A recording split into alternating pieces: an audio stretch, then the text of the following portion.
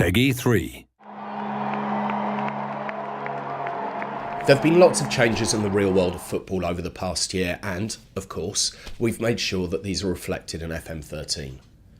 One major change in English football is the introduction of a revamp to the academy system that will also change the way reserve football is played, at least for those teams which have opted into the expensive top tiers of this new system.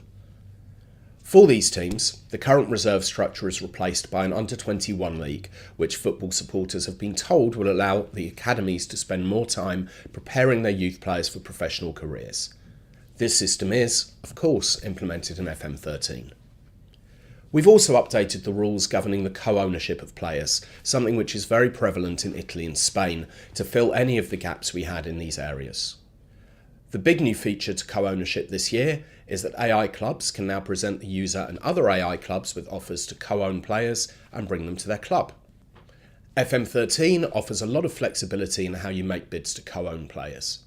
One example of this is that you can exchange one of your current players for 50% of a new player as part of a transfer deal. But there are several other combinations available as well. Crossing the Atlantic, we've also put quite a bit of work into updating the MLS, making that league more realistic than ever. We've welcomed in Montreal Impact as part of the new league structure and introduced the US Development Academy, a team that consists of up-and-coming under-18 talent, some of whom will go on to appear in the MLS through the Superdraft process. In addition to this, all FM13's MLS clubs now have academy squads featuring under-18 players.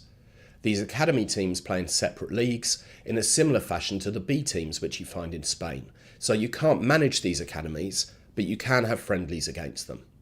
You can also sign players from your own academy for free and try and steal youngsters from your rivals for a small fee as well. And while I'm on the subject of B teams, we've also improved the way that they integrate with their parent clubs. Previously, it was possible for B teams to get into financial trouble, for example when a player with a large wage was moved from their parent club. Now B team finances are linked more closely to their parent club, and if their finances start to become insecure, the parent club can look to help out. On the other hand, if the parent club aren't in the best position themselves, they can take a cut of the B team's profits. Going back to the MLS for a moment, we've also added that league's rivalry competitions. These take the head-to-head scores from 2 or 3 rival teams in the league throughout the regular season, with the team with the best record winning. There'll be hype and analysis around the games on your newsfeed before the matches, and afterwards the winners will receive a trophy and, of course, bragging rights. It's not just about the MLS though. The Australian A-League has also welcomed in a new team, Western Sydney, and we've introduced that league's new format playoff system.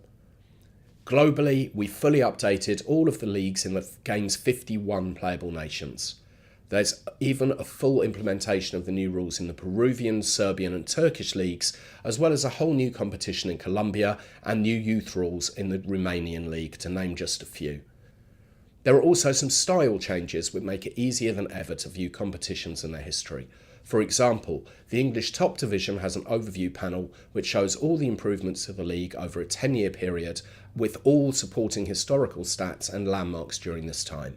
So as you can see, we've updated everything inside the game as you'd expect from us, and you can always add new competitions using the competition editor that comes free with the game too.